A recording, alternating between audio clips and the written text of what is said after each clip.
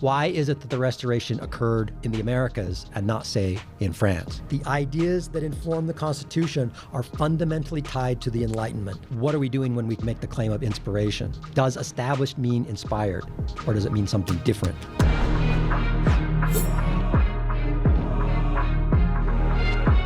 Hey, what's up, guys? We got a live event coming November 5th up in Boise, Idaho. So if you're up in Idaho area and you want to come, we'd love to see you. It's going to be with Jonah Barnes, Russell Brunson, my brother and I, and we're going to have a really fun night going through some of the things of Jonah's books that he's discovered since he's published them, as well as revealing the subject of the third one of his Apocrypha series. So we're really excited about that. We are going to be doing one in Utah in December. So for those who feel like they, missed out, it's okay. We're going to be doing one in December, but we'd love to see you there. Links in the description. Also, Tuesday, November 11th for Veterans Day, I'm going to be speaking along with Mark Stitzer, who's a former Brigadier General in the United States Air Force, celebrating Veterans Day. It's at the Bountiful Regional Center up in North Salt Lake at 7 p.m. So that's Tuesday, November 11th. It's free. I'd love to see you guys there. Let's celebrate our veterans and those who have sacrificed for this country. And without further ado, let's get to the episode. Hey guys, welcome to the Sick of Joseph YouTube channel. I'm here with Dave. And I'm just met for the first time Brian Thomassen. He is here from sunny Southern California, which I love. It's near and dear to my heart. I love California. And in kind of talking about this before the video started rolling, I said, okay, what are we talking about? And essentially, if I'm catching it right, Brian, we're going to be talking about, okay, what were some of the things that led up to the restoration of the gospel of Jesus Christ? What was going on in the heads of the smart people as they were trying to figure out what's going on in the world and what are some of the important arguments that kind of led to Joseph Smith and the restoration and all those events in upstate New York? Is that a pretty fair assessment of what we're going to talk about today? Sure. So I want to explore the theoretical context behind the restoration itself. And the model that I'm following is going off of Nietzsche. Okay. And so one of Nietzsche's principles was basically that ideas have a genealogy. They don't just pop up out of They don't just appear out of thin air. They don't appear in a vacuum, that there's something behind them. And so I want to explore that behind component so that when we talk about the restoration, we understand the context in which it developed and kind of go from there. So it's going to be intellectual history. It's going to include political elements, but I'm fundamentally going to focus on the theoretical components of it, the ideas. Okay. That's going to be the main component. Okay. Okay? That's good. So when we think about the 18th century, there are two monumental events that occur: the American Revolution and the French Revolution, both of which the ramifications of which are still being felt today. So I want to look at those, and I want to give you two quotes to start off with, one of which will be very familiar. We hold these truths to be self-evident, that all men are created equal. They are endowed by their Creator with certain unalienable rights, that among these are life, liberty, and the pursuit of happiness. Declaration of Independence, 1776. Contrast that with, men are born and always continue free and equal in respect of their rights. Civil distinctions, therefore, can be founded only on public utility. That's Article 1 of the Declaration of Rights of Man and the Citizen, 1789, the French Revolution. So we've got two revolutionary events. We've got two declarations of standing principles that are going to inform their political movements. Okay? I want to consider the restoration in the context of these events. And I want people to be thinking sort of like as an undergirding question, why is it that the restoration occurred in the Americas and not, say, in France? Right? Even if we apply the ideas of the Book of Mormon as being a fundamental component of it, there's nothing that could prevent a Jacques, a Frenchman, to get on a boat, and go over, right? I mean, that's easy to imagine. So that's a kind of a question to be thinking about. Yeah, Jacques. Yeah. Yeah, okay. Well, it's interesting because I expected a quiz. I always expect quizzes and ambushes everywhere, and so I was listening, and to me, one of the, I think maybe obvious, maybe this is too dumb a point, differences between those quotes is that in one case, the claim is God endows men with rights. And the other case seems to be that the document itself is endowing, or there are rights. There are rights. And the question of where those rights come from is fundamental to the exercise. And so we're going to explore that Okay, all right, as we go in. Before we jump in, I've got several qualifiers. And so we're going to kind of approach this from a roundabout way. So apologies for that, but I think it might be helpful. Okay. The first one is a personal request. Given your plenary authority of the stick of Joseph, yes, I think I need a title. Oh, very good. So coming from the lands of fun and sunny California, and when I return to those to that locale, and it's gauche to give myself a title, so I need something. So I'm going to suggest that you name me the stick of Joseph, master of the horse of Orange County. Master of the horse of Orange County you are. Thank you, sir. In that capacity, I will now proceed with my argument. Okay. The second qualifier is that the ideas that are informing the revolution, the Constitution, that's what I'm going to focus on. So, for example, I'm not going to be dealing with, say, the proclamation from Parliament in 1763, which is... Right, so the 7 Years' War ends in 1763, right? The French and Indian War that we sometimes call that ends in 1763, and Parliament puts out a provision saying colonists cannot cross over the Appalachians, right? So I'm not. The reason that they did that is because they were anticipating that there would be friction with Amerindians, which means they're going to have to send soldiers, and that's expensive, and they don't want to deal with that. So they said no, and then we've got people like Daniel Boone and others that are going to say we're going to go anyway. Right? So I'm not going to deal with that kind of stuff or say like the Stamp Act or any of that. I'm going to focus on the ideas. Okay. Okay. And conversely with say like the French monarchy, I'm not going to be talking about their financial straits or like the bad harvests or anything that are precursors to 1789. Just dealing with the ideas. Further, with the ideas, I'm going to be conflating the Declaration of Independence and the Constitution into one set. Okay. Okay. And the reason I'm doing that is I'm going to be going with Lincoln's position. So Lincoln... That the founding dates to 1776. Basically, I'm going to... So when Lincoln was arguing with Douglas, right, in the Lincoln-Douglas debates in 1858, he did this. And it was part of the rhetoric that he used against Douglas's position on popular sovereignty, about slavery. He did this in the Gettysburg Address, too. 7 years ago, our ancestors brought forth upon this continent. Well, that's a reference. I think it was Dick Weaver and his ideas have consequences pointed out that means that Lincoln was dating the founding of America not to the Constitution, but to the Declaration of Independence. Right. And so I think Lincoln's right on that. I don't think that you can properly understand the Constitution outside of the Declaration of Independence. I think the Declaration of Independence is sort of the theoria to the Constitution's praxis. So I'm going to combine them. And so as we proceed, I will jump between those two as needed. So that's going to be part of my basic positioning. Okay? Next, I want to think about the concept of inspiration. So it is very common in the church to hear people say that the Constitution was inspired, right? Sure. We hear that all the time. So how do we deal with that?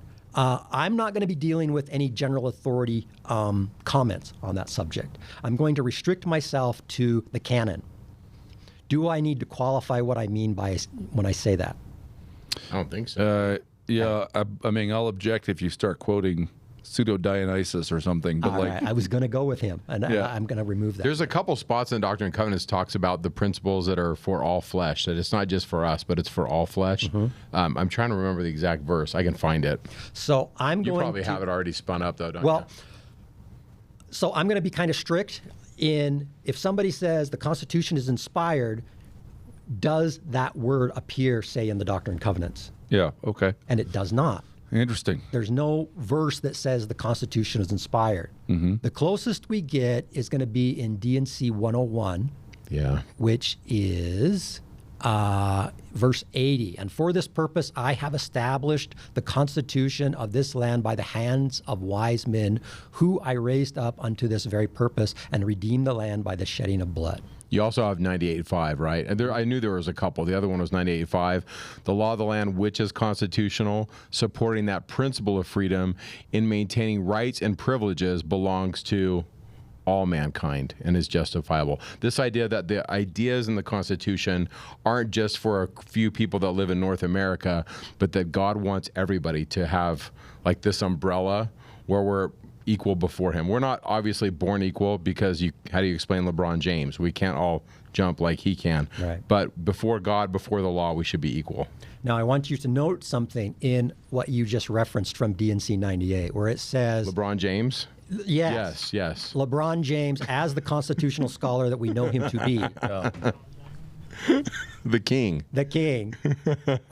So in what you quoted, the law of the land, which is constitutional, I want you to notice constitutional is not capitalized. Okay. Why is that? Is it an editing error or not? I don't think it is.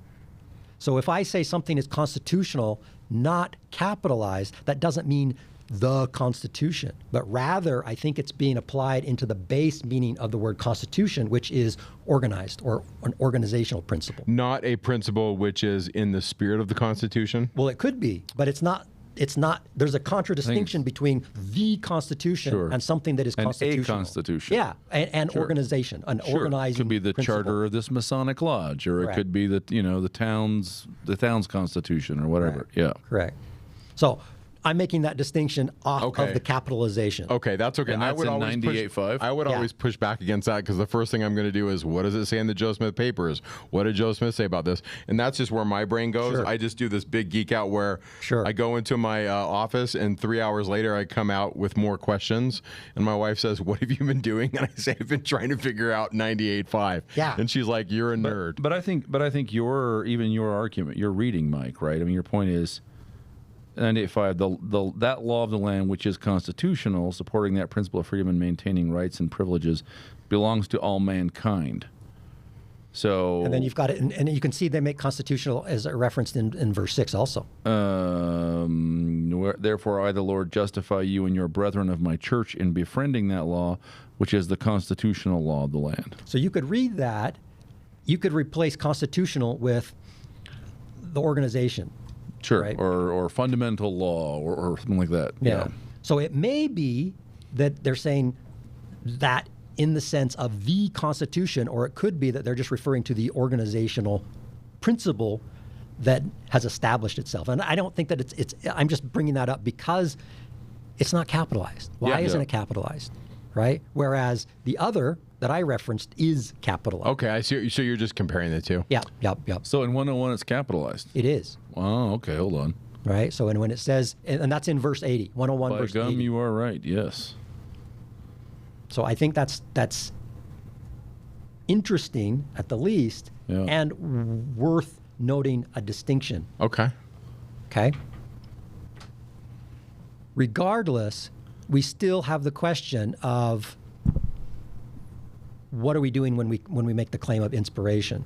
So the predicate here is established, right? I have established. So that's what we've got to go with. Does established mean inspired, or does it mean something different? How are we going to play that? I think this is an interesting question. People will use language idiosyncratically and loosely, right? So I don't know if I know where the boundary is between inspiration and revelation, but I think that we acknowledge a distinction between things that God communicates that are meant for us personally or for our family, and things that God communicates because they're meant for the church as a whole. I think the Constitution is a super interesting question. Yeah. Because I think the question, and there can be like a hair splitting aspect of this conversation, maybe, but the question is, Just a little one. can what do we call it? Does God communicate information that's meant for the collective but not the church? Would God inspire a Senate majority leader or something? Yeah. Right. In the drafting of a bill, or the Constitutional Congress in the debate of the Constitution, or Jefferson in his drafting of the of the Declaration. I'm not sure that we have a doctrinal position about that, but I'd love to hear what you think. I really try to be careful when it comes to canon and what is and what isn't canon. I think Section 91 gives me permission to say the world is my canon, and it's up to me to distinguish, you know, some of it's true, some of it isn't, the stuff that's out there. There's a lot of stuff in the Bible, for example, that's within those pages that contradicts other stuff in the Bible, which is within those pages. And so, okay, so when I read the Bible, what informs my reading, my lens is going to be the Book of Mormon. But even the Book of Mormon says we have stuff in there that's stuff that's not correct. I mean, they tell you that. Right. In the book. So I think for me, what I try to do is go, okay, where does the Spirit dictate? What is common sense telling me? You know, what is my just natural brain? God gave me one, so use it. But I try to stay, for me, I really try to stay out of, well, the general authority said this, and this is this, and this isn't canon, and this isn't. I just stay out of those kind of conversations. So when you asked me, and then you said could be a tendency of hair splitting, there's a ton of hair splitting that goes on, especially in certain circles. And so I just say, I take Section 91. It's like this big lens that looks at all these texts because I find beauty in everything from, you know, because I had to read the Stephen Douglas debates. Even just recently, I was reading some of his statements. And there's a lot of things that he's saying that I'm like, that is awesome what you're saying about, well, I mean, that'd be another episode. But my point is, from Abraham Lincoln to Homer to stuff in Genesis, I see a lot of cool stuff everywhere. And so for me, it's what's the Spirit telling me? What does common sense dictate? And then finally, is it beautiful and good? Beautiful and good and true. And then how do we make that judgment? I'm making a distinction between a truth claim and what is canon. Okay. So a simple example would be what is now D&C 138. Which is Joseph F. Smith's vision. Yeah. Right? We've canonized that. Right. But when did that happen? So he has that vision in 1918. Yeah, right. And we accept it as true. And you could have accepted it as truth before that, but it wasn't canonized until the 70s. Same thing, the same thing with 132. Section 132 has a lot of problems if you've read William Smith stuff on it. There's prophetic statements from prophets that says it shouldn't have been canonized as constituted, but it is. I just read those the other day. In fact, I have that quote in my car. So that's why I'm like really kind of, I am not a hardliner, really dogmatic on what is and isn't. Does that make sense? Because it can really get messy. Yeah. Like just that conversation could go all kinds of places. Right. In my opinion. My position is canon is defined as that which has gone through the process of the quorums that has been presented, right? Which means the first presidency, the quorum of the 12 have said in unanimity, we accept this. And then it has been brought to the body of the church in a general council, right? Yeah. Which is a conference. And people have raised their hands and said, okay, now it is binding, right? So if we take, say, Joseph F. Smith's example, right? 1918, he has the experience. Right. And we could accept it as true, but it wasn't binding. Okay. So I'm making a distinction between those. I can say this is true, but it is not binding. Okay. And then I think it was in 76, is when it is formally canonized, and then it's part of the Pearl of Great Price. And then in 1981, they bring it over and make it into Section 138. Okay. So I would say between 1918 and say 1976, you could accept it as true, but it wasn't binding on you as a member of the church. It wasn't considered canon. Okay. Interesting. That's the position that I'm going from. And so I'm saying that all of these statements about the Constitution being inspired may or may not be true, but they're not binding on us unless we can point to something specifically that says so. Okay. That's where I'm working. So you would use the label revelation for when something has become binding. Okay. So on the question of the distinction between revelation and inspiration, this is not going to be fundamental to my base argument. Okay. I'm going to give you an argument of how I understand that. Okay. But to do it, I want to also give you a larger perspective, so that if somebody is listening to this and they say, "No, that guy's wrong," there's a couple of different ways, or more than a couple of different ways that you could interpret this, which could be different from mine, but I think that my base argument will still hold. Okay. So I'm going to give you several of those. Awesome. So no one ever watches this and thinks we're wrong, though. Also, I was today years old when I learned that Mike carries quotes in his car. So I'm envisioning a bunch of I've got it in my car. I can go get like fortune cookies, and they're like it's just a bunch of little slips of quotes, and there's like a box. No, it's William Smith's book. I see. I get probably once a week people are throwing plural marriage questions at me. Yeah. And so I've got books books all over in my office and whatever, and my answer always is bookended with I don't know. I'm not going to be able to answer your question, but here's the different ways that can be sliced and understood. And 132 it can be very complicated, and it's not just cut and dry as we think, which no one wants to hear. We want everything to be simple. And so as soon as you start going down, is it binding? Is it revelation? Is it canon? Because there's a lot of stuff in our canon that is not binding. We're not doing the trial of jealousy. I'm just saying there's a lot of things, but that's a whole other conversation. My general perspective on the gospel and the church is that we are an orthopraxic faith. And I'm making a distinction between orthopraxy and orthodoxy, right? And so if you look at those two words, right belief versus right practice. Yeah, good translation for our audience. Orthopraxy, orthodoxy. Yeah. Right. What we're thinking, correct, straight orthodontist. They're straightening out your thinking versus straightening out your practice, which we're always... Every 6 months we get, okay, this is what we're doing now. Right. So think about, say, the Catechism of the Roman Catholic Church. Sure. My copy is over 1,000 pages.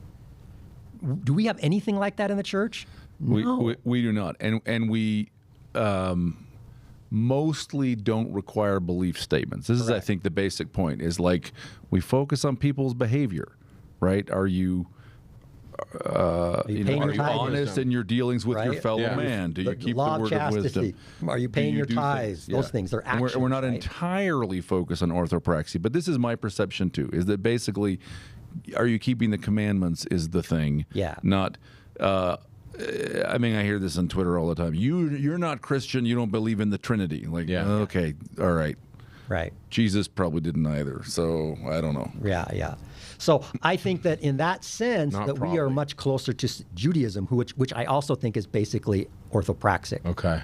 So you can have a variety, right? You know the statement, 2 Jews, 3 opinions. 100%. Right? I mean, all of the rabbis. You go rabbi hopping. If you're my rabbi and eventually I want to go do this behavior, I go with that rabbi, and that's just kind of how you roll with it. Right. So I think Judaism is fundamentally orthopraxic. I think that our faith is as well. And I think that as Christianity became Hellenized, it became orthodoxic. Okay. Well, yeah. I mean, they're trying to figure out so what do we believe. it became a different thing. Yeah. Right.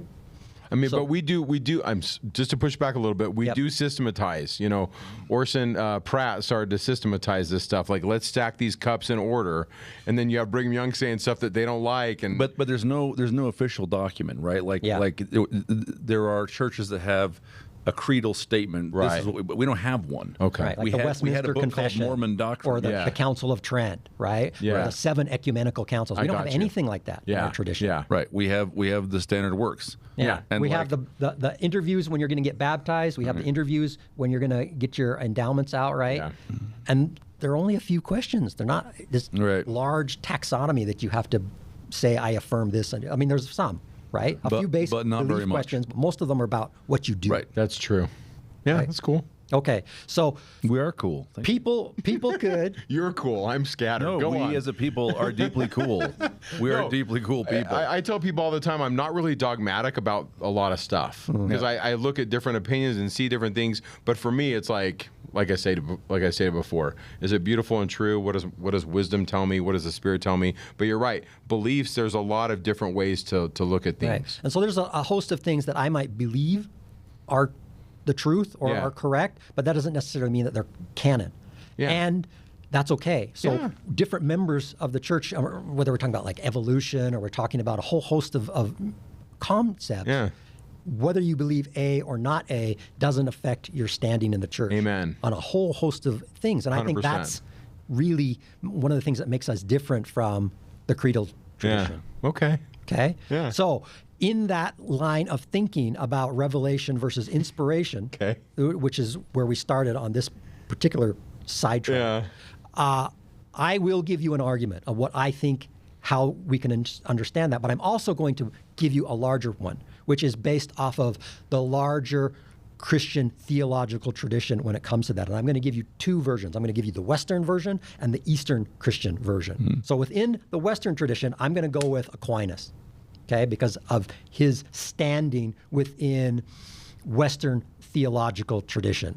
Okay, and under Aquinas, he is, and I'm going with this is just straight out of the Summa Theologica, where he's going to argue that you have revelatio, right, revelation, and then you've got the divina inspirata, which is inspiration, and he's going to say that revelation is primary.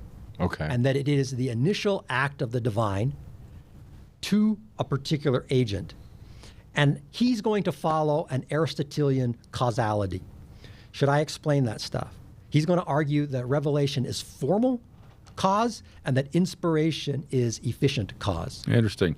So let's talk about that. You So might want to explain Aristotle, that. Yeah. Aristotle. Let me take a crack at it. Yeah, do it, Dave. Okay, Aristotle tells us that that there are four kinds of causes. correct. There are four ways to answer the question why. One is, and there's a formal, final, material, and efficient. Correct.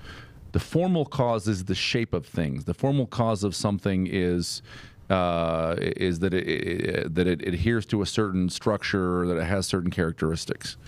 Final means answering why in terms of to what end, right? For what purpose does a thing exist is another way to answer a question why. So why a table? Because it looks like a table. Why a table? So that we may sit down and eat is a different question, right? Material is what is it made out of, right? Why a table? Because wood. Right, and then efficient. Why a table? Because Jim the carpenter hammered this thing together. What caused this to come into being? That's right. So that's what Aquinas is going to do with revelation and inspiration. He's going to say that revelation is the formal cause. Okay. Okay, the structure, the boundaries from which the truth is received, and inspiration is the efficient cause. And he's going to apply the others as well. He's going to say the material cause is the parchment, the pen, right, the quill, what have you. And he's going to say the final cause is the salvation of man. So he's going to take all four of them. But inspiration and revelation for Aquinas are going to be those two Aristotelian causal points. Yeah, and they are the cause. These four things are the cause of what? Scripture? New truth. Oh, new truth. Right? Okay. Because, so when we say a revelation, we're making a truth claim, and we're saying it is a truth claim that is only receivable through the divine. Yeah. Right? That's the form of it. Yeah, and so it comes, and it's the form of that truth is what makes it a revelation. Yep. And that's the primary part, right? And the efficient cause is the act inspiration. of God through the Spirit giving you he's going inspiration. to say that the efficient is it's the individual transmission, right? Okay, So the guy who has received it, and then he's the vehicle. Oh, I see. Okay. Right? So he's the chisel. Man is the Okay. chisel, right? Yep. So if we take your example of the table, right, and we say that the formal cause is the shape of the table, and we say the efficient cause is the guy who makes it. And so he's going to be saying that's what is going on with Revelation itself. Okay. Does that make sense? Yeah, keep cooking, bro. Okay. So that's the Western tradition. That's not what you're going to find in the Eastern tradition. In the Eastern tradition, they're going to be going off of the via negativa. You know what that is? You're gonna have to help me out, Okay. bro. Are you familiar with apophatic theology or hesychism? I've read it, but my brain can't remember a lot of things. Okay. So apophatic, the Eastern tradition is going to have a much greater emphasis on mystical experience. Okay. Right? So one of the things that you can divide the East and the West between is the Western tradition is going to be much more propositional, right? Ta, ta, ta, ta. You lay out a premise. The Eastern tradition is going to be more experiential and ontic, right? Where you are participating with the divine. Being. Right? And in that experience, they're going to recognize that there is a hierarchy. Man is obviously less than the divine, which means that you cannot understand it.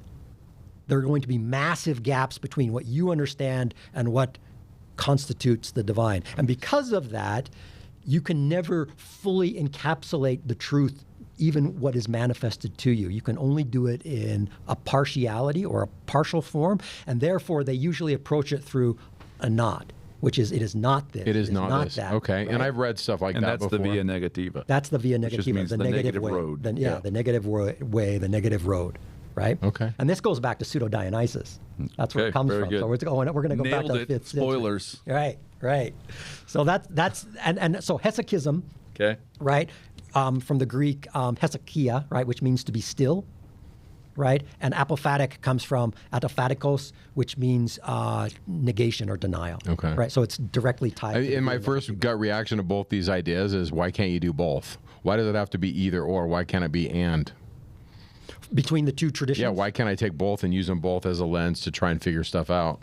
I think from our perspective, we can do that. Yeah. Right. We can, like what you were saying earlier, is we seek out the true wherever we can find it. 100%. But within those two divisions, and I trace it back actually to language, because Greek and Latin are so different. Okay. Right. There's a concreteness that you get in Latin that you don't have in Greek. Greek is a much more subtle language.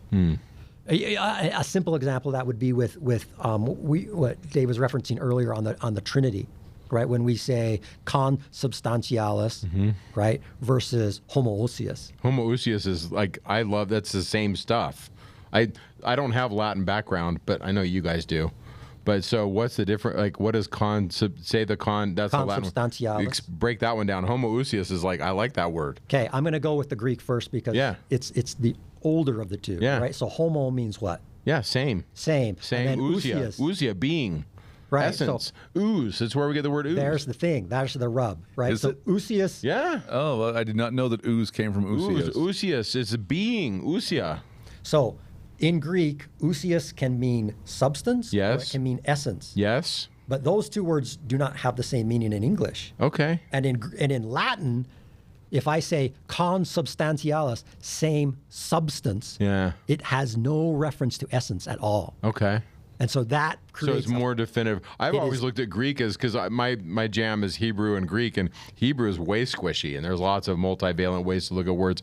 And I always thought Greek was more solid, but you're saying even Latin even chisels it down further. Yeah, That's Latin cool. is very, very Okay. lock in on the definition. Well, because if you take homoousios, because I read the Nicene Creed and I don't freak out about it, because section 88 tells us the Father, Son, and they're made of the same stuff. They are the same stuff. They're not the same being, but maybe when you say they're same, what was that, consubstantial, meaning that means what? Same substance. That does change it. Does Because it, now when you take that, now we're talking we're talking about something else. And so if you go back and you look at, say, the early arguments that are moving towards the development of the Trinity Right. on a conceptual level, Yeah. ousios has that essence, substance, being, flexibility Yes. in its early phases, and then it becomes more concretized, Okay. where it becomes substance. Language changes how we think. Yeah, and the Latins. So, and just off of that, there was the three groups within the council at that time, and the Trinitarians, We're talking about Nicaea. Yeah, so Nicaea. the Arians and the Trinitarians, who's your third? the organists, Okay.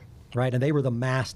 So I mean Origen, right? The Father Origen. Yeah. Right. So you've got the Arians, Yeah. which are a small group, the Trinitarians, which are a tiny group, and only 6 members of the West came to the assembly. Like there were 6 bishops from the West, and they were all Trinitarians. They're all Latin speakers. Yeah. Makes Right? sense. And then you've got the vast body of attendee bishops that are organists, and they reject the Arian position that Christ is created, but they reject the Trinitarian position because they're subordinationist. They say the Father is above the Yeah, Son. which the scriptures, I mean, Origin, I call him Origin, you call him Oregon. That's Oregon. good. You're probably saying it right, because I say it out of books, and so I say stuff like a hick all the time. But Oregon You're is... using a later ecclesiastical pronunciation. Is that what I'm doing? It's like, is it Augustine or Augustine? And I use both, and I say it wrong. People beat me up. But Oregon is quoting John. He's talking about the Father is greater than I. Those are the texts that he's working from, and it's a powerful position. The subordinate position was the position of the church, in my opinion, from my reading of history. And so if you follow that through in the council, when they push, and the push for homoousios comes from who? Comes from the emperor, Okay. right? And now think about that. The emperor, where does he come from? He comes from the western part of the empire. He doesn't speak Greek. He's a Latin speaker. He doesn't know any Greek. And then you've got this guy, a political figure, who says, now, you need to insert homoousios into the creedal statement. And there's this reaction from most of the attendees, and because they understand the problem. They want to stick the ode in there. Yeah, and they say, well, how about Which we make is it homoousios. Yeah, which is like substance, right. And that's because they're rejecting what is going to be a pushing down. It eliminates that possibility of the hierarchy. Right? Okay. And most commentators that are in this, they think that the reason that Constantine did that is because of the influence of one of the guys that was in his retinue, which was Bishop Osius of Cordoba. And he, we think, was whispering in the air, because there's no way that somebody who doesn't speak Greek would have the knowledge to push that. And so they think that Osius tells Constantine, hey, we need to put this in there. Okay. Because we need to drive out the Arians. So to reiterate, homoousios, am I saying that right? Homoousios. Ousios is this idea that they're of like substance, which preserves the Father, the Son. Mm-hmm. It allows you to maintain. Okay, because my position is homoousios also maintains it, but not when you go with the Latin. But they saw, if we do homoousios, we're going to do this to them. We're going to make them same. And that's like the Trinitarian, which comes in 384, where they really hammer that. Right. Okay, interesting. And which bishop was it? Was kind of whispering in Constantine's ear? Osius of Cordoba. Okay. He's the guy. And so he could speak Greek and Latin, and Constantine didn't know any Greek. Okay. And so he would be the guy that you could say, yeah, it's probably him. He was with Constantine from years earlier. He's the guy that's probably the gray eminence behind the throne who's saying, this is what we need to do to make sure that the Arians are completely eliminated. All right. And then everybody else basically has to go along to get along, because the position is you sign on this or you go into exile. Yeah, or we kill you. And everybody flips, right? Except for two bishops, and then they get exiled. Okay. We're way off That's track. cool. No, that's really good. So after the camera's off, I want to talk. When does the French Revolution start? Yeah, we're gonna get to France, but no, after the camera stop, I want to just chat to you about that bishop and like books that you've read on that, because I'm a collector, and it'll be in the back of my car. And the next time we record, I'll say I was just reading about Bishop Osius of Cordova. Bishop Osius in my car. Mike is such a nerd. Anyway, that's off topic. So keep pushing. No, I love it, because I'm like keep going. But yeah, so we are going to get to France. So before we get to France, we were still dealing with inspiration versus revelation. Right. And so I presented a Western model, and I looked at Aquinas, right, where he makes the distinction between revelation and inspiration, where revelation is fundamental and inspiration is secondary to that, and it is the efficient component. Mm-hmm. And then we looked a little bit at the Eastern tradition, where I was tying it to the via negativa, which is that it is not going to be ever fundamental, and it's not going to be propositional. It's going to be experiential, and it is going to have a sanctifying component, that if you are experiencing revelation, you are participating with the divine. I like that. And that's going to be the focus from the Eastern tradition, as opposed to the content proper, because they're going to say, we don't know. Right, because the divine is so much higher than us that we can never encapsulate the truth in any satisfying way. So we have to go with what it is not. Okay. But in both instances, revelation is going to be taken as prior or fundamental, and inspiration is going to be something that plays off of the revealed. So you do not have inspiration outside of revelation under either model. Does that make sense? A little bit. I struggle with that last statement, but you keep going. That's under the traditional Christian theological tradition within both East and West. Okay. And we could say that they're wrong, but that's how it has been understood. And that's what you're going to go with. I'm just presenting those as options for people to consider, which are not my view. Yeah, okay. My view is going to be something else, which is, I guess I'll just dive into that, which is, if we say that I have established the constitution of this land by the hands of wise men. Okay, now, when I was thinking about this, I immediately went to Webster's 1828. And so what does established means? And it could mean to affirm or to confirm or to appoint. That's what is being done. And then we've got this reference to wise men. That's not insignificant. What does wisdom mean? Yeah. It means the proper application of something. Right. Which means that there's a utility at play. Now, when people talk about inspiration and they think about, say, the Bible, I could ask the same question. Is there anything in the Bible where it says this is inspired? It's not in there. There's only one verse in the entire corpus of either the Old or New Testament, and that is 2 Timothy 3:16. All Scripture is given by inspiration of God and is profitable for doctrine, for reproof, for correction, for instruction in righteousness. Yeah. That's what it's going to read in, say, the King James. But if you look at the Greek, inspiration, the word there is theopnostos. That's not the word for inspiration in Greek. The word for inspiration in Greek is entheos. And yeah, that's where we get the word enthusiasm. God's in it. And theo, That's God's right. in me. Yeah. That's right. So that's not the word. Theopnos. Okay, give me what's the verse again? So it's 2 Timothy Okay. 3:16. So 3:16. anybody that, say, went on a mission to the Bible Belt or knows a lot of evangelicals, they're going to hit them with this all the time. And oftentimes they translate it as God breathed, Yeah. right? Because that's the literal transliteration into English. And they'll say, well, the gospel is, the Bible is God breathed. And it sounds kind of cool, right? It does sound cool. Yeah. But theopnos does not mean inspiration. Opnistos. So what are we doing there? Theo. Theopnos means God breathed, but it means that something is life-giving. So if we go back and we look at how the word was being used in the early centuries of the Roman Empire, and we have multiple examples, we could say something is theopnos, and it could be like your sandals that you're wearing on your feet. It could be the ointments that they put onto a dead body to make it look more alive. It's only one time in there. Only one That's time. it. That's it. And I've heard evangelicals say that Scripture is God breathed because they're going with the Greek. Yeah. Okay. Yeah. But the idea that theopnos means inspired, that actually traces to Origen, Okay. which is 3rd century. Yeah. And the reason he did that is because he was competing against a lot of classical critics of Christian writing. And they said, all of these Christian documents that you guys are appealing to are written really badly. It's bad Greek. It is composed poorly, which is really interesting because you hear that kind of stuff about the Book of Mormon, right? But that's what they were saying about the early Christian documents, right? Some of the Greek is really bad. I mean, it's all in Koine Greek, and some of it is really badly done. The grammatical phrasing, it's terrible. And so Origen uses this phrase as a defense, saying, yeah, maybe it's composed badly, but it's God-breathed. It's useful. Yeah. Right? And then he changes that into it's inspired. Okay. And then people play off of that, and then it becomes kind of locked in theologically moving forward. But originally it was not that. So that's a 3rd century innovation. Okay. Make sense? No, yeah, it's good. I mean, Yeah. it's good to be reminded of what's going on here. I have not looked that one up in Greek in a while, so thank you. So theopnos means life-giving.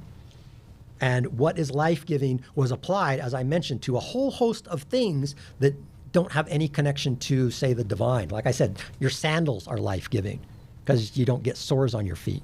Or if you found a spring out somewhere where you could drink, that is theopnos. So that's the way it is used, which means it has a utility behind it. Okay. So the gospel writings, right, the epistles of Paul, what have you, are theopnos because they're useful. There's something of value there. There's a praxis behind that. So I'm going to say that in our reference that we had earlier, where we were appealing to the D&C, that same formulation could be used because we have the reference to the wise men, which means that there's a praxis there. And so the reason that we could maybe say that the Constitution is inspired is in the same sense of theopnos, that it is useful. That's how I'm going to interpret it. Okay. Which doesn't require the entheos, that it is an embodiment of the divine will per se, but rather it is useful. And why is it useful? Because of what it does. It creates the space from which men can then make free choices from which they can then be judged. Does that Yeah, it's work? good. I'm a big fan of it.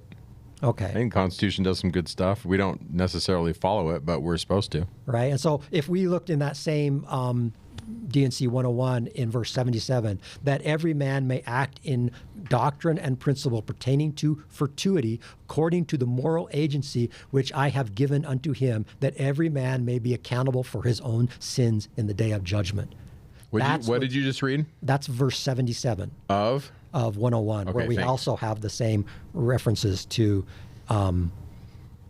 why he has established this Constitution by Okay. the hand of wise men. I'm just pulling it up. I just And want to he's stay. saying I want that's to why still he stay did with it, you. so that we can create a space from which men can act, and they're acting accordingly so that they can then be judged justly. Yeah. So there's a utility behind all of that, and that's how I'm interpreting it. Okay. Somebody could say all of that stuff that I just said is wrong, and that they want to go full bore into the inspiration in the sense of divine. So let me ask you a question. Why do you want to divorce from that idea of it being inspired? Why are you pushing against it? Is there a Because reason? that word is not in the text. I know. Well, it's not in. Okay, it's not in 2 Timothy. Let's see. It's not in the doctrine. Suffered it to be established. So you're just saying, okay, I know people have said this, but it's not in the text. That's Right. your main thing. Okay, that's So a good again, argument. Yeah, so my argument is I'm looking at what is canonized, which is Okay, what is binding yeah. on me as a member of the church. And based off of that principle, Okay. inspiration is not there. Okay. People can insert it from other commentaries. Yeah, I mean, a but lot it's of people not read it and they actually say, well, the Lord suffered it to be established. And a lot of times when I read suffered it, because we get that same bit in allow. where well, yeah, but I mean, even in Mosiah where he says, I'm a king, I've been suffered to be king. And there's this whole argument of divine right of kings or whatever. But here he's saying, I've allowed it to be established. I mean, I see both sides. I guess what I'm trying to say, I'm hearing you, but I'm also hearing a lot of Latter-day Saints saying, bro, it's inspired. Like it is. Right. And that's why I'm saying people can disagree with Yeah, my position. I'm simply saying the word is not in the text. And if the word's not in there, you're inserting it. Why are you inserting it? We do that all the time. We do that all the time, and I'm saying that that's not justified from my perspective. Okay. I'm going to go with the text that I am bound to Yeah. as a member of the church, and that's what I'm going to, that's the Okay. playground. That's Okay, my that's sandbox. cool, that's cool. That's where I'm working from. Okay?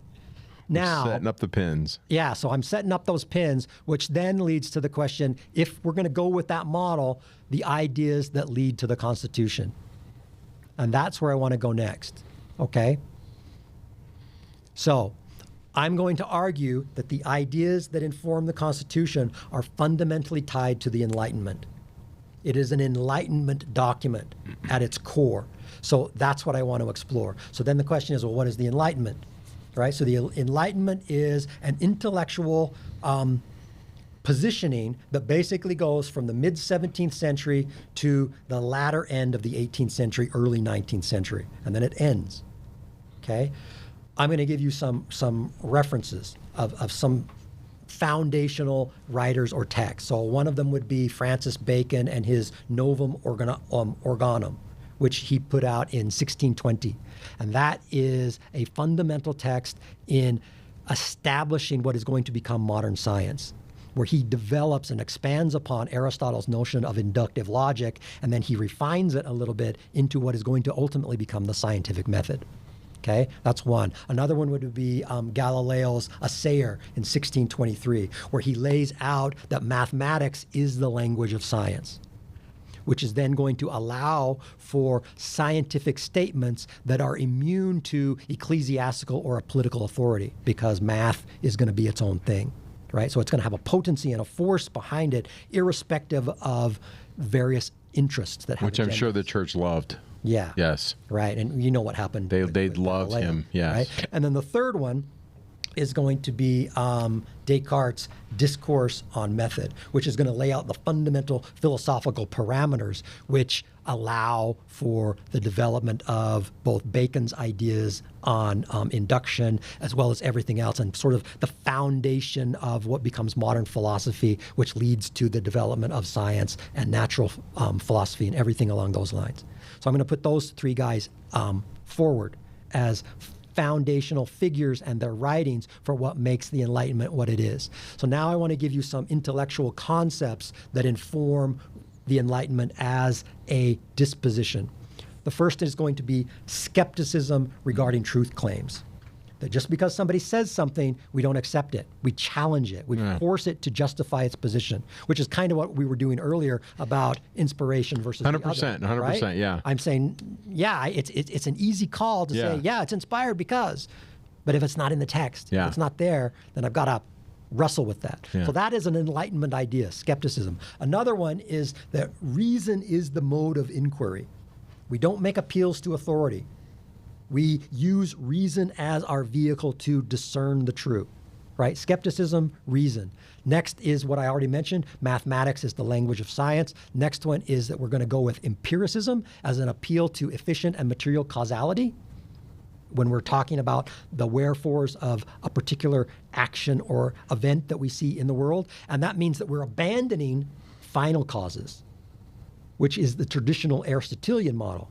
But under the Enlightenment principle, final causes are going to be removed, which means there are no teleological explanations. Does that make sense? Give an example. So I think an example is, I think this is, man, I may be confusing two concepts here.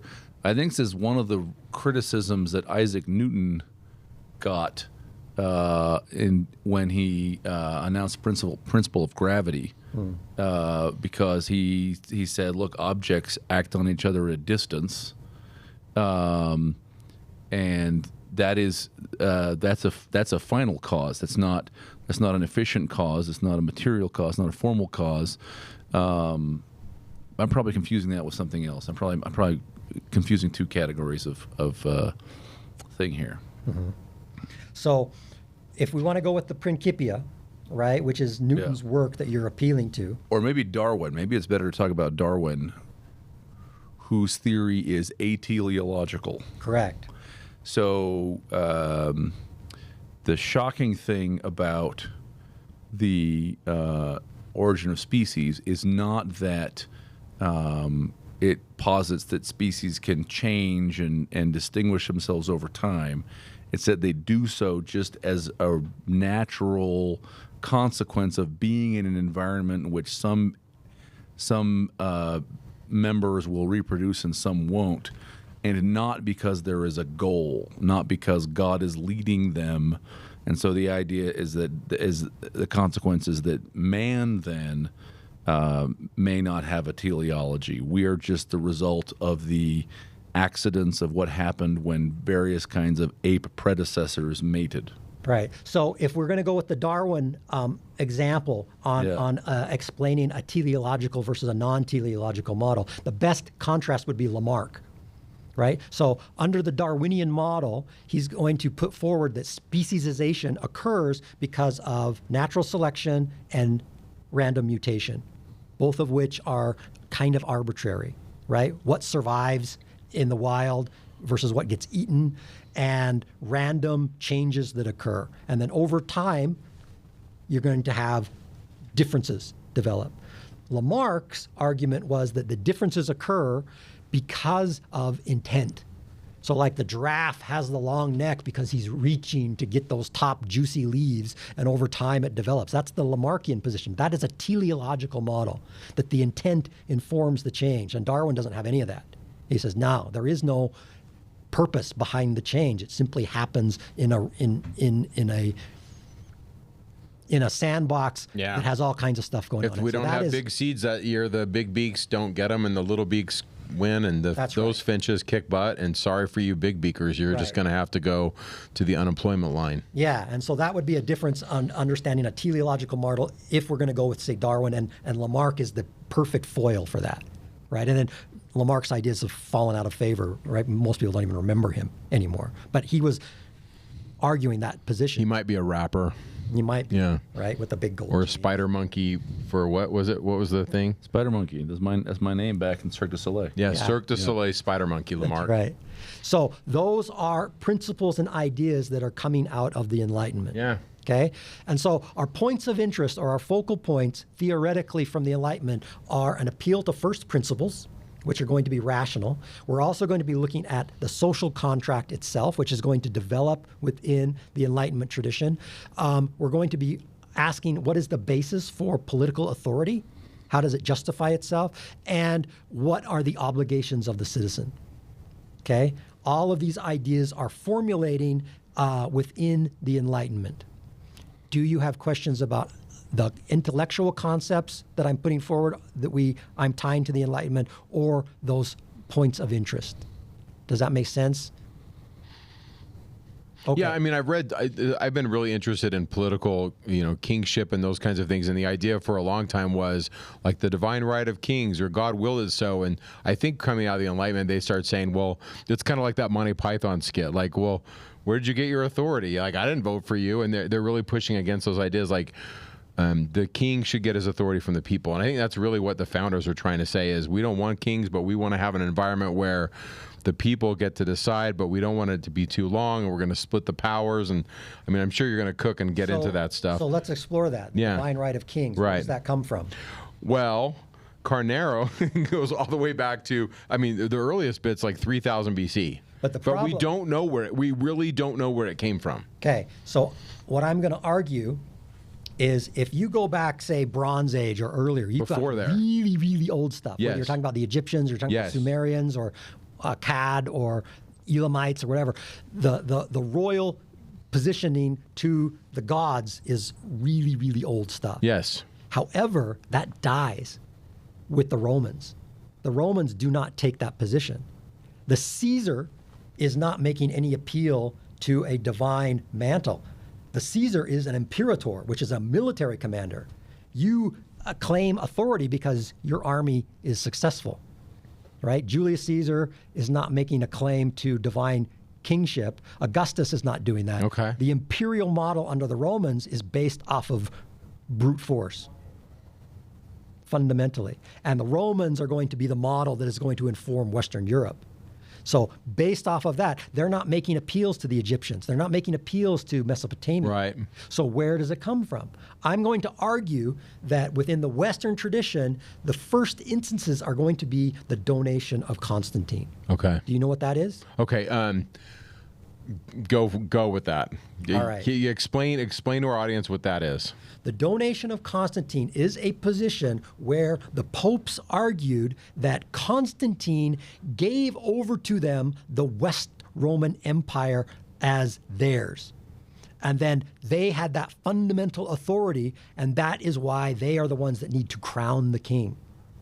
Because that's really what we have happening. And so that's where, and the problem with that is, when is Constantine alive? 330. Right. So he's early 4th century. The donation of Constantine, we have the copies, and the Latin of that is 8th century. Yeah. So it's a forgery. Yeah. Right. So, I've read about that being a forgery. I couldn't remember all the details, but the idea was it was forged to try to lend credit to the church. The church has, like it says, the keys of the kingdom, and we're going to anoint you. Right. And that did turn out to be a forgery. I don't remember who or when it was found to be a forgery. It's been a while since I've read about that stuff. It was discovered. If you know, not originally at that time, they didn't know that, but it came out later. Yeah. Because the Latin is it's a medieval Latin, or a Dark Age Latin. Yeah, you can trace it. It's really, really obvious, the differences, and so it can't be Constantine, because Constantine didn't speak that way. Okay. Right? Okay. But that's what the early papacy is going to be using to establish themselves vis-a-vis these various Germanic kingdoms they're establishing. And so we see that. So Charlemagne comes down to the Vatican. Yeah, and we've got that even before that, right? So if we go with like Pepin, right, who is Charlemagne's father, in 751, he is anointed to become king by Boniface. So he does that, the whole thing with the oil and, and everything. Whole bit. And then you've got it with Pope Stephen doing it. He gets reanointed in 754. And then what you referenced, which is when Leo III crowned Charlemagne and makes him the Holy Roman Emperor. Right? So the precedent is basically an 8th century innovation where the papacy is trying to establish themselves to have an authority vis-a-vis these Germanic kingdoms that are establishing in Western Europe. And then I'm always like, but they're getting it from somewhere, right? They're, like you said, it doesn't come out in a vacuum. They're pulling this from older stuff. They're pulling it from the appeal to the donation of Constantine. Okay, but that's coming from somewhere. Do you see where I'm going with this? The earliest example we have is from a Visigothic king named Wallo. Okay. He gets it, which is also 8th century. We don't have any examples of that before. Okay. So I think what happened is you've got these various ecclesiastical guys that need to establish themselves against these Germans.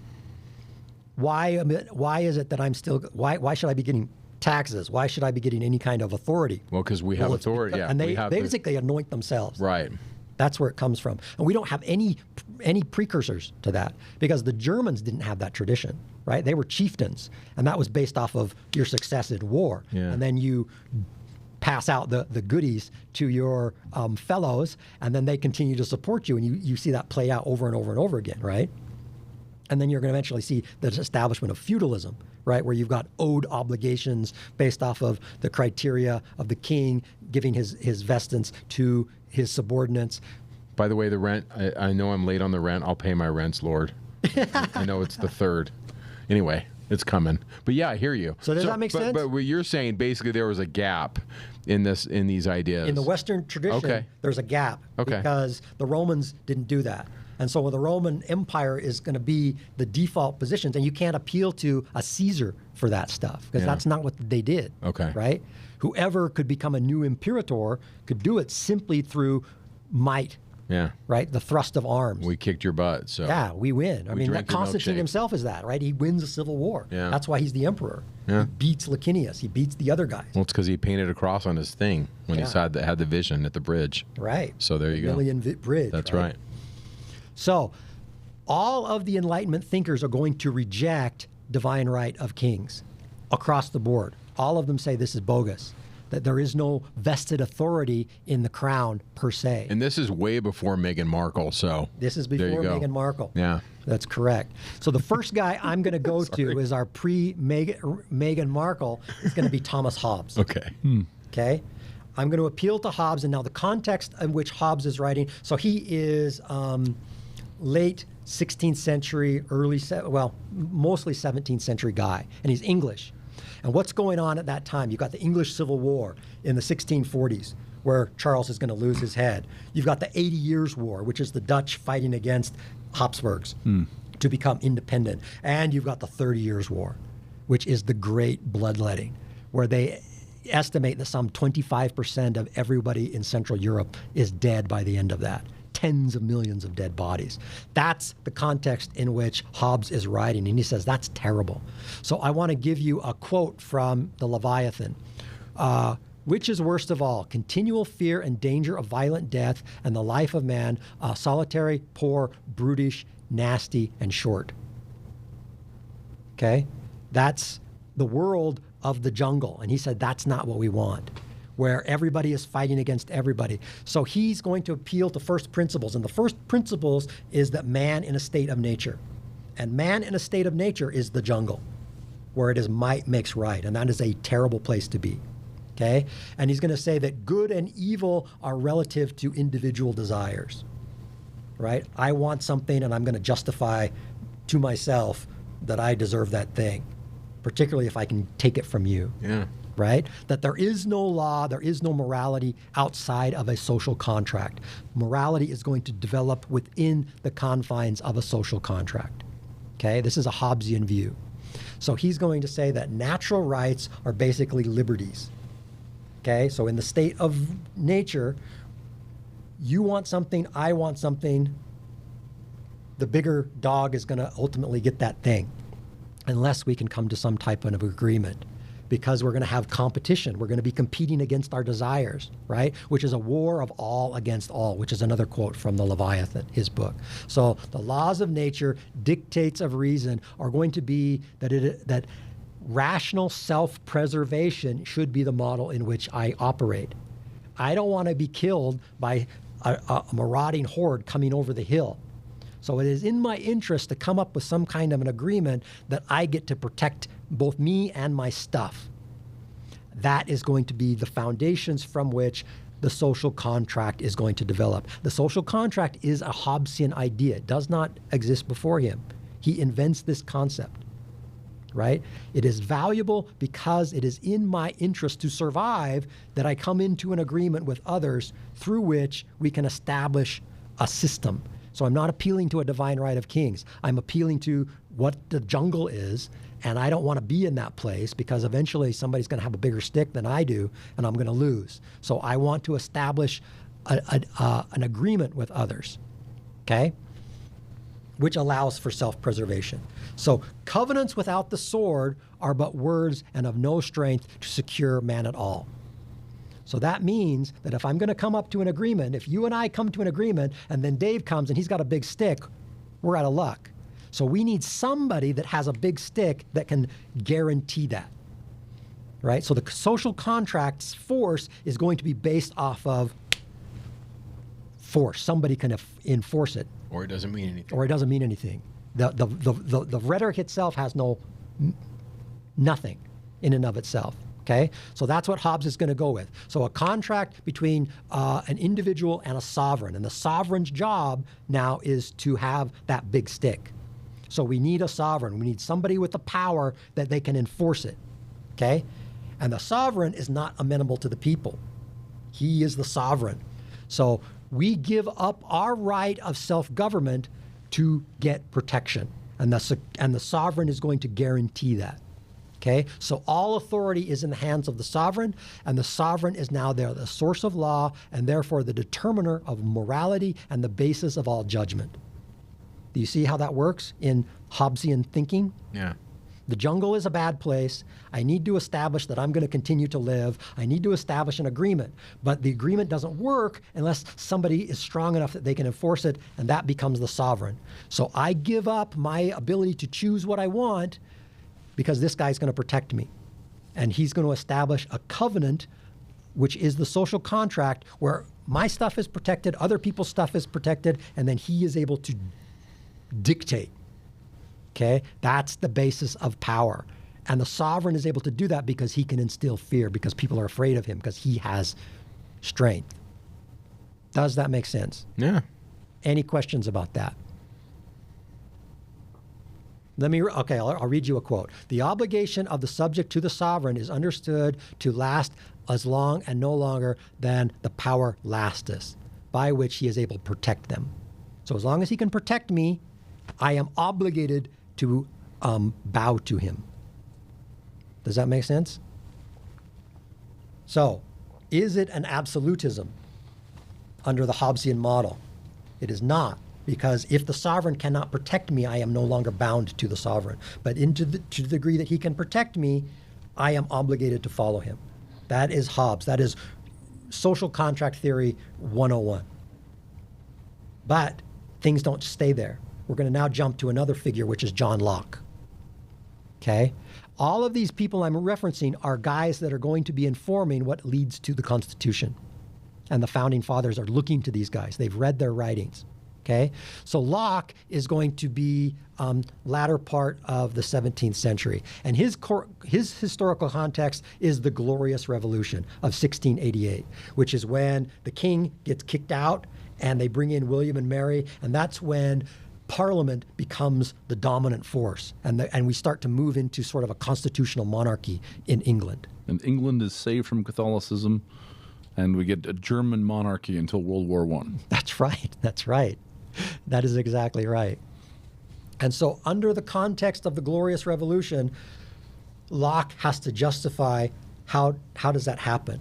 And so he's also going to be appealing to first principles and man in a state of nature, that he's going to say that natural man is free and equal, right? Out in the jungle, we are all free and equal. The right to self-protection is fundamental, that I have a right to defend myself, right, to protect what is mine, and that includes property.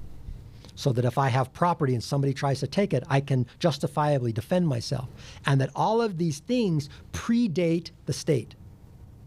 They are all prior to any polity existing. So me out in the woods, or me as a farmer, and I have a right to defend my land against encroachment or anything else, according to Locke. Okay, so here's a quote from Locke. Government has no other end but the preservation of property.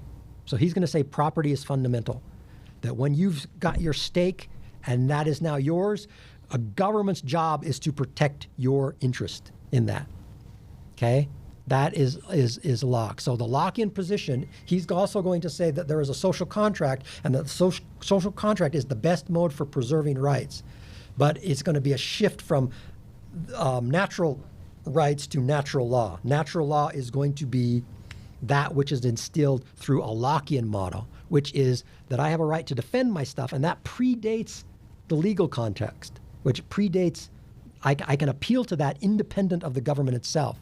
And that the individuals, they give up their executive authority to protect my stuff, to secure my natural rights through a contract with a government insofar as they will protect my stuff, right?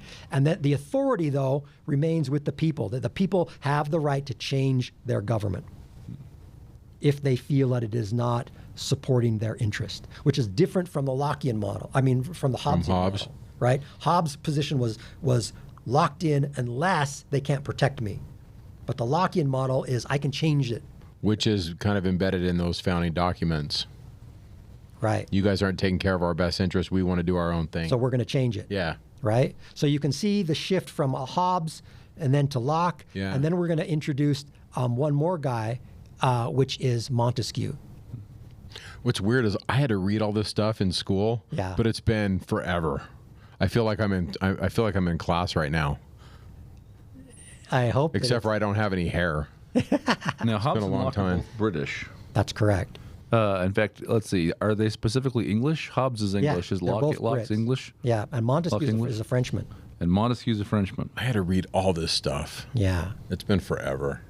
So Montesquieu's, his context is he's alive during the reign of Louis XIV and Louis XV, which is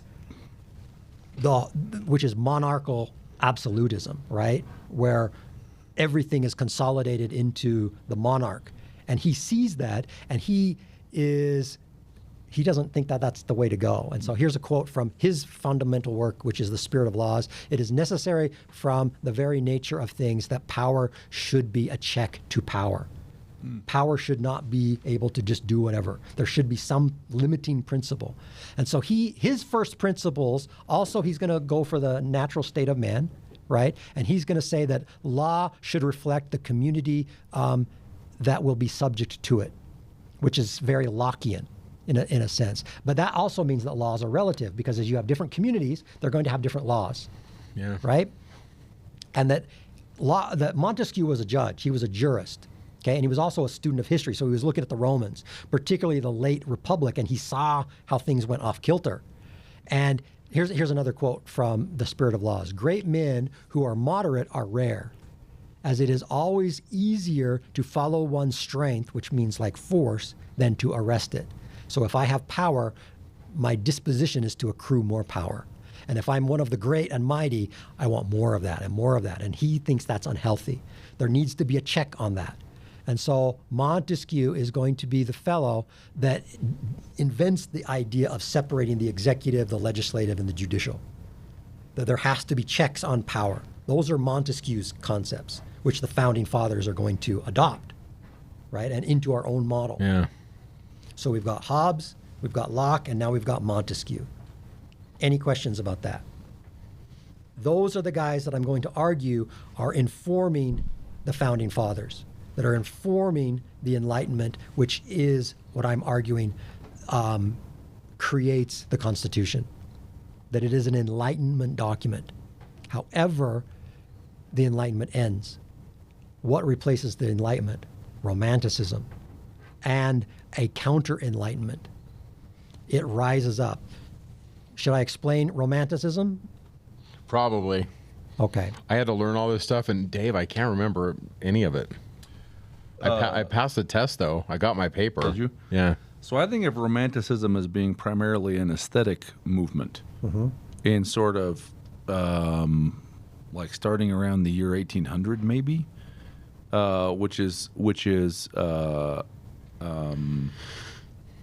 committed to sort of big emotions, Sturm und Drang. I was going to say a that. lot of energy in music. So Sturm und Drang, that comes from Klinger, which is he wrote that in 1776. Okay. Okay, and we've got, say, like Goethe, right, whose Sorrows of Young Werther, which is in 1747. So Romanticism begins with the Germans. Okay. And then it's going to flow over into, say, like the English poets, where you've got like Blake and Shelley and Byron and what have you. But it starts with the Germans. The Enlightenment is at its core an English and a French phenomenon. whereas Romanticism comes out of the German tradition. Its roots are German. It's Germanic. And what you said, Dave, I think is good. Let me read you a quote from Isaiah Berlin, a philosopher, where he describes a Romanticism as a longing for the unbounded and the indefinable, for perpetual movement and change, an effort to return to the long forgotten sources of life. What makes Romanticism different from the Enlightenment is it is a rejection of rationality and propositional conceptualizations of truth for the intuitive. Interesting. So you don't need reason. Reason gets in the way. You need to think about the heart. You need to go back to the core. And that is where the truth will be revealed, which is through an ecstatic, mantic type of modality.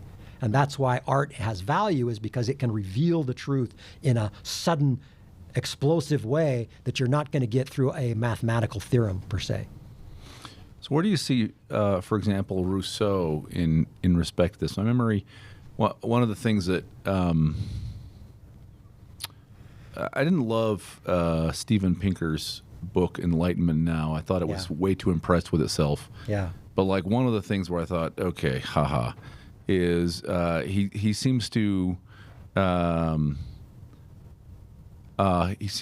to have his cake and eat it too with respect to the French Revolution and Rousseau, where he wants to sort of claim them for the good, noble Enlightenment, for things that he can say these are, you know, the to the extent he can say that they did or they thought good things, but then wants to sort of cast Rousseau as a romantic, as a response to the Enlightenment, when, you know, the sort of unfortunate fact that the French Revolution murdered a lot of people comes up.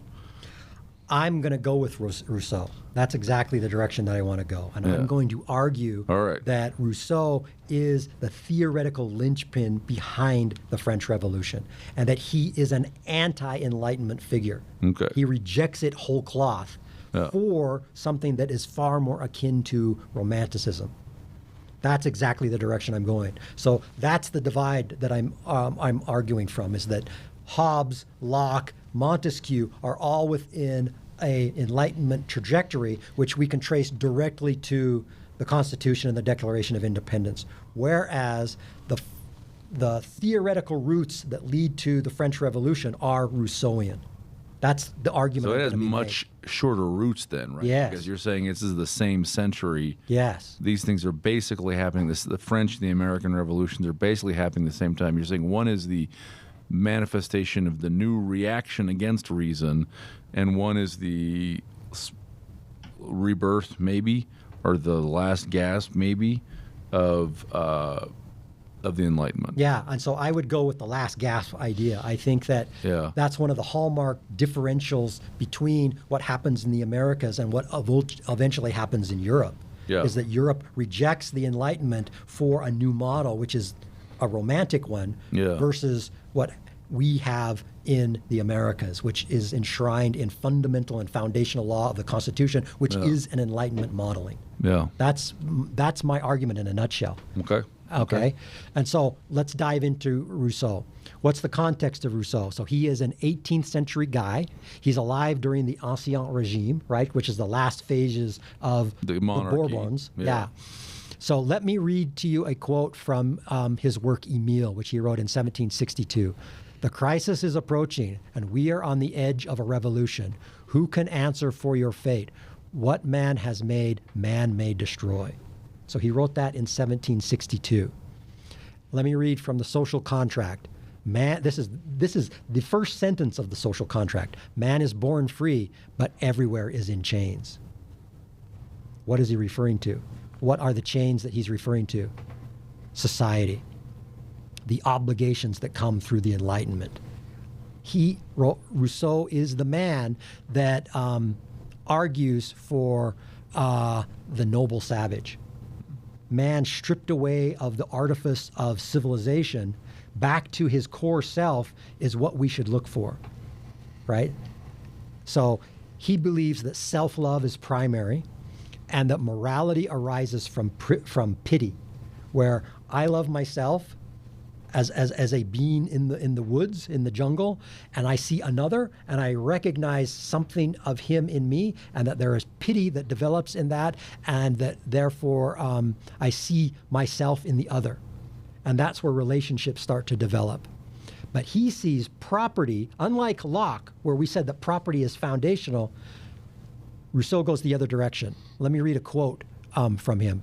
The first man who, having enclosed a piece of ground, bethought himself of saying, "This is mine," and found people simple enough to believe him, was the real founder of civil society. So he says that's the root of all problems, is the divisions that come through property, private property. Once I start setting up fences and saying, this is mine, and that's not mine, that's where all of the problems come from. That the noble savage did not have that. He is alone, pristine in his jungle paradise. And that's what we need to get back to. So property is the source of inequity and corruption. Reason must be rejected for intuition. Reason is, another quote from him, the herd of the textbook authors. All of these academics that are running around writing their stuff, they are lost. They don't see the big picture. The big picture is going back to the roots. This is a Rousseauian idea. And that natural rights for Rousseau, all of them are appealing to foundations, right? All of the figures that I've referenced, all of them are doing that, including Rousseau. But he's going to say that natural rights are supplanted by the general will. That is what is going to become important, not a general rights per se. But it's also a social contract. The social contract is a good thing, and it's the best mode for correcting societal deprivation. The noble savage is ensnared in modernity. Our minds have been corrupted in proportion as the arts and sciences have improved. Now, he wrote that in the 1750s, right? And it was an essay that he got the first prize in Dijon, where they were asking, have the improvements that we have seen in the Enlightenment era been matched by moral improvement? And he said, no, our moral basis is terrible.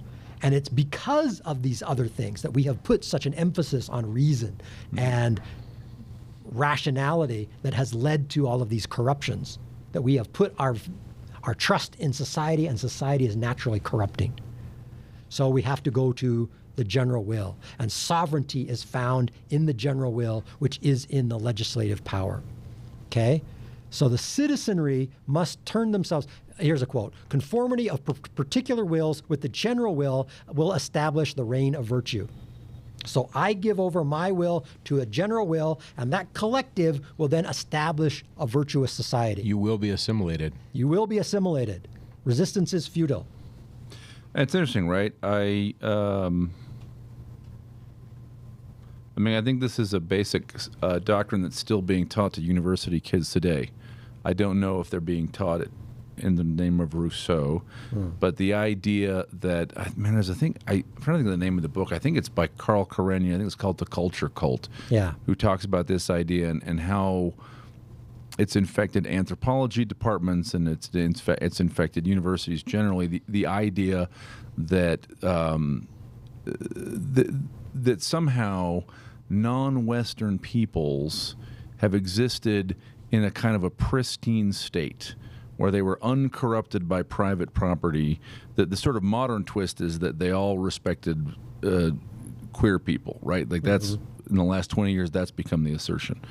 But they're sort of innocent. They were Edenic. Everything was exactly. Everything was great for them, and then like the West subjugated them, or Western ideas destroyed them, right? And it's this sort of Eden story, and of course the idea of the general will is interesting, right? Because the general will doesn't have to be manifested.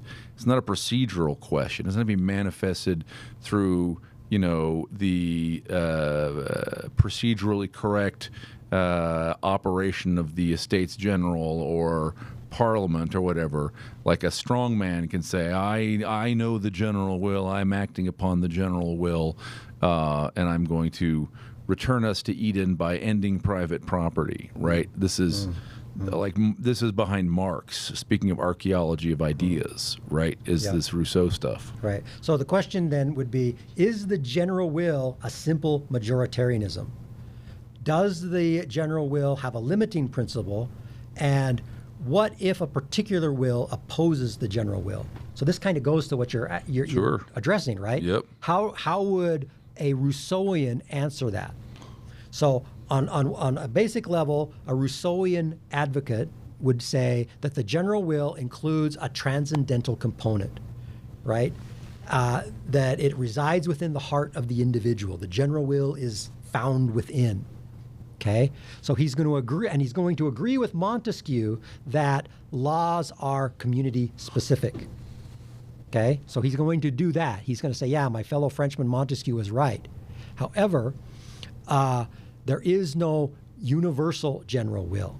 The general will is community specific, he was going to argue, but one can be forced to be free, which means that the individual, in his participation with the community, in and through that participation, gives up his right to individuality simpliciter, that I must give up my will to the larger community's will. And in my participation, I am free. Even if I don't like the vote that comes down, I am free because I was a participant in the system, would be a Rousseauian answer. But majorities can make mistakes. So if we recognize that majorities can make mistakes, how do we deal with that? So Rousseau wrote The Social Contract and Emile both in 1762. The Social Contract is overtly political. Emile is about education. Now, when you think about education, when you go back to the classes that you took, you had a lecturer, you had a teacher, right? What is his job? His job is to educate and to correct the student. And so Rousseau is going to take that same model and say that that also applies on the political level. So he says, of itself, the people always wills the good, but of itself by no means always sees it. So they want what's good, but they might not see it correctly, and they might make errors because of that. Therefore, this is Marx. This is false consciousness. But this is before Marx. Oh, right, I understand. Right. He's not taking from Marx. I'm saying this is the foundation of Marx. That's right. That is exactly right. People choose things thinking they're good for them, but if they knew it was really good for them. And so you can trace from Rousseau through Hegel to Marx. There is a direct theoretical line. Yep. I completely agree with you. So you need a great soul, the great soul of the legislator who can guide the common herd. Okay? The legislator may use emotion, manipulation, awe, rhetoric, religion, as well as the noble law or the noble lie, all for the good of the majority. So you see how that plays? Sure. So we You say... don't know what's good for you. You don't know what's good for you. I know what's good for you. If I have to kill people, if I have to invent false religions, then that is good. That's right. Yep. There is a reason why Robespierre kept a small copy of Rousseau in his vest pocket. And we know Robespierre. We associate him with the guillotine and the Reign of Terror, right? All of the heads that are going.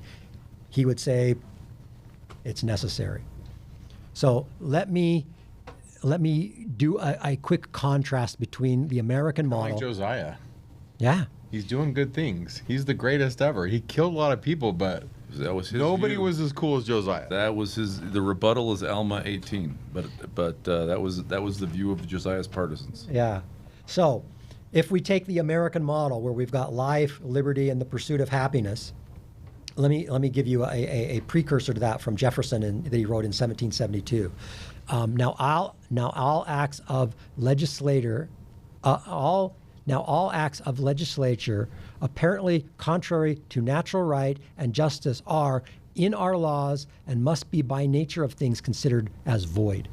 So if law goes against the natural law, you can say it's void, and you would be justified in doing so. So that means that rights claims and their ensuring duties predate the state, right, which is very Lockean. Life is an identity claim, right? So the life, liberty, pursuit of happiness. Life is an identity claim. Liberty and the pursuit of happiness are negative rights, and as such, are natural constraints on state power. Do you need me to explain negative rights? Negative right means it's an area where I have a right to not be interfered in by the state. It's right. So a negative right is They shall not. I have the right to bear arms. I have the right to free speech, meaning the government cannot prevent me from freely exercising my speech or bearing arms. Right. Whereas, I have a right to full employment, or I have a right to healthcare. Food, free is an food. assertion that the state will provide me those things if I can't provide them for myself. No person should ever be denied free health care, free food, free housing. It is a right. Right. So That's if you take that position, Yeah. then that means that there is a Which duty. I don't.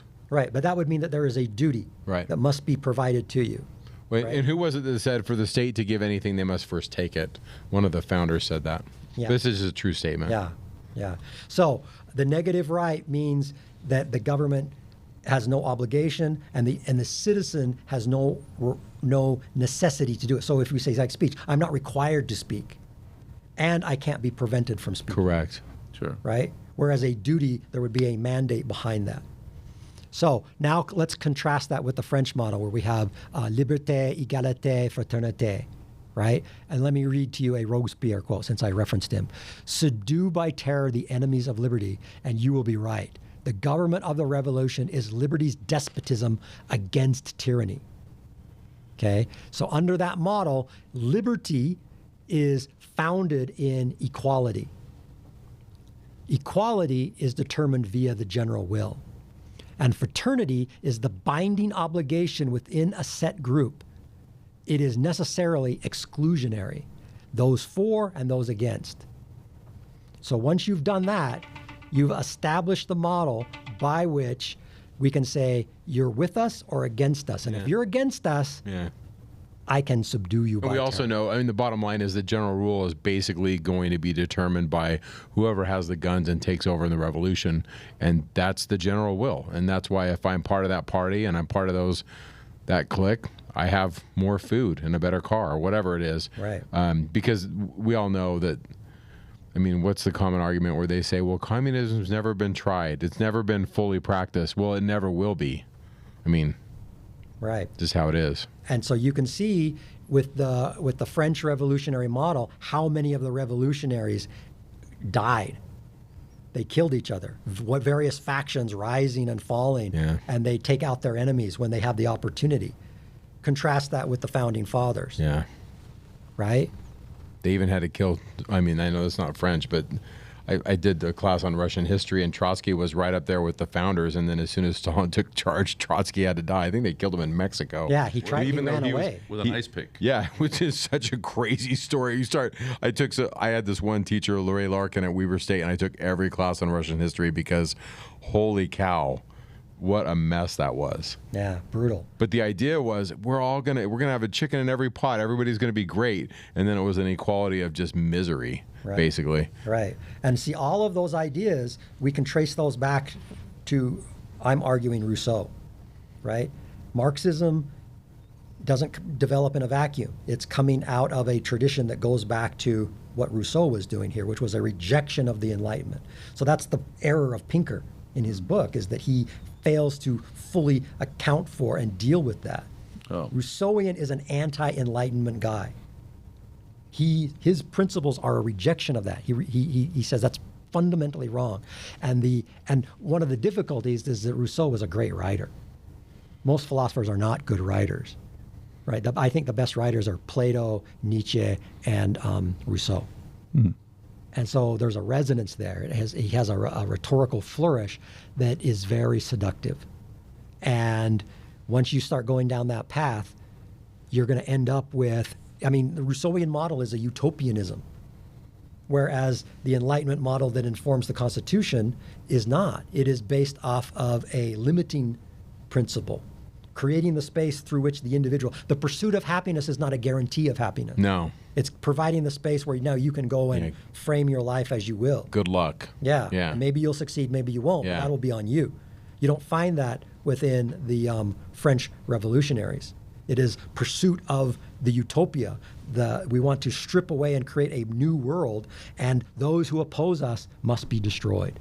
And that will be by the guillotine. Yeah, it seems to me one of the sort of basic ideas in the Enlightenment is a kind of an epistemological and an institutional kind of humility. Like, hey, our ability to know things is limited. So I'm going to try to sort of what do I know? I mean, I know things that I can demonstrate, that I can see here, that I can weigh, that I can measure, that I can show you, right? And that's a kind of humility. And that, again, institutionally is sort of the same. We need to be careful with power. We need to be careful with the scope of government. And it seems that the French Revolution seems to have decided that it seems to be, in a way, kind of the idea of Pharaoh reborn, but instead of a God king who can supply all things, it is the God committee that can supply all things. And has no restraints on its powers. Right. So let me give you two final quotes. The first one is from Washington when he's finishing his second term. Now, having now finished the work assigned me, I retire from the great theater of action. And he goes back home. Now, contrast that with the culmination of the French Revolution, which is Napoleon, right? He's the ender of the revolution and creating the new imperial regime. What is a throne? A wooden frame covered in velvet. In political terms, I am the throne. That's a statement from Napoleon in 1813. And that is a direct reference to the old Louis XIV statement that I am the state. So we see a full circle, right, where we've got the investing of all authority in a single individually, say in the Sun King, the whole revolution, and now we're back to where we started. And we've got a lot of dead bodies in between. And all of that is due to this Rousseauian model where there is no limiting principle. The general will be made manifest through the great legislator who can determine for you what is in your best interest. And if you disagree, until somebody else becomes the great legislator, and then he takes me out. And then eventually it leads us to Napoleon. Yeah. It also seems like it's just sort of a massive self-indulgence in collective madness. Like there's a sort of a Dionysian thing. Like it's been too long. Our spirits are pent up. It's time to kill 100,000 people. Yeah. Yeah. You know. So then awful. take this back to the very beginnings of things. Why was it that the Restoration occurred in the Americas and not in France? And I think that as we've looked through this, I hope that we could see that it is only within the American model that a government was set up that had a limiting principle that established the space, that allows for religion, it allows for individual conscience, it allows for the person to define themselves, which is not the case in the French Revolutionary model, where you have this long history of pent-up hostility and what happens to the Catholic Church under the Revolution. Right? Lots of clergymen are killed. Lots of clergymen are forced to swear an oath of allegiance to the power of the state. Right? And then you end up with a monarchic imperial system reborn. Yeah. So I don't think you could have had a Jacques who comes to the fore to do things in that space. Yeah, and there's a long history of the religiously non-conforming in France just being killed. Right. Whether you're talking about like the Cathars in the Middle Ages, or all the way up to the Huguenots. The Huguenots in times of Henry and Elizabeth, right? St. Bartholomew's Day Massacre is while Elizabeth is queen, isn't it? Right. 1580, something like that? That's right. It's the 16th century. Yeah, and Catholics just rose up and killed a bunch of Huguenots. And then they flee, and a lot of them flee to England. A lot of them flee to England or to Germany. Yeah. Fun historical fact, by the way. The Brothers Grimm, the stories at the basis of their collection, we imagine that they were a bunch of little tales told by like old German ladies in the forest, but actually a whole bunch of them had been brought to Germany by Huguenot refugees. and they were I forget the name of the book, but they'd been composed the century prior by a fiction writer, a Huguenot fiction writer in France. So anyway, that's a little aside. Yeah. Okay. So the Enlightenment idea of restraint in government and having a sphere of individual free action. Yeah. So that's my argument. So that when members of the church are talking about was the Constitution inspired, I'm hoping that I gave out a positioning where you could say yes, and then you can decide what that means. And I gave you my argument, which is based off of a utility position, right? That it is an inspiration based off of the wise men who were able to take principles that predate them and then craft them into a system that creates the space, creates the environment through which the gospel can then be brought back. And that it is unique. And it is unique in a multitude of ways, one of which is that intellectual ethos, which is the Enlightenment, does not survive in Europe. It goes away, and it is replaced by a romantic model, which is what we talked about, which leads to the French Revolution. And the French revolutionaries, they took that utopianism and they wanted to, France declared war on other states. They wanted to bring the revolution abroad, where every king would be subject to it eventually. Yeah. Right? That's what they were pushing for on a certain level. And it leads to the violence. It leads to everything associated with that. So that was my goal. And I don't know if we were successful because we went on a lot of tangents, and I apologize. It's my fault. I like to go down dirt roads, which drives some people crazy. Some people love it. It just depends on who you are. It's interesting to think that, in a sense, Napoleon is repeating the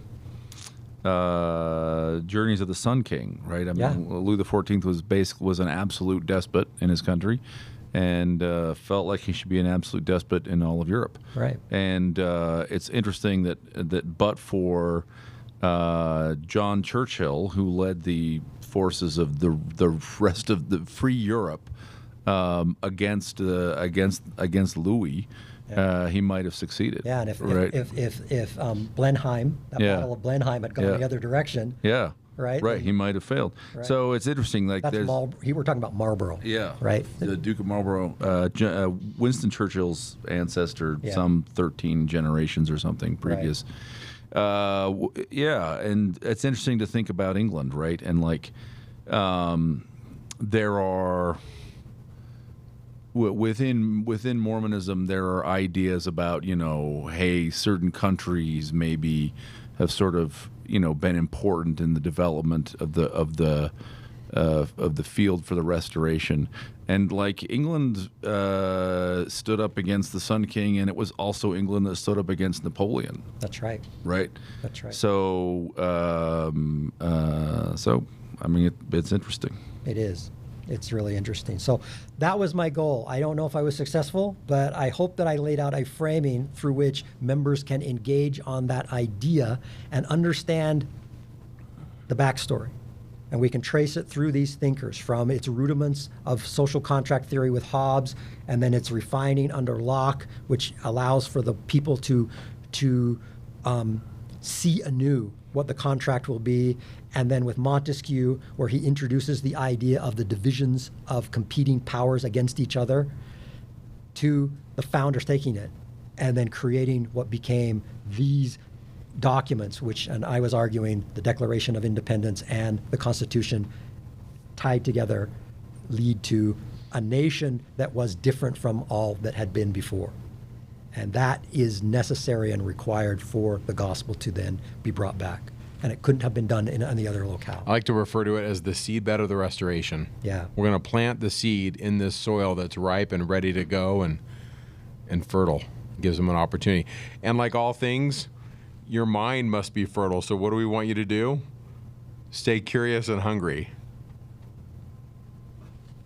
I channeled my Hayden.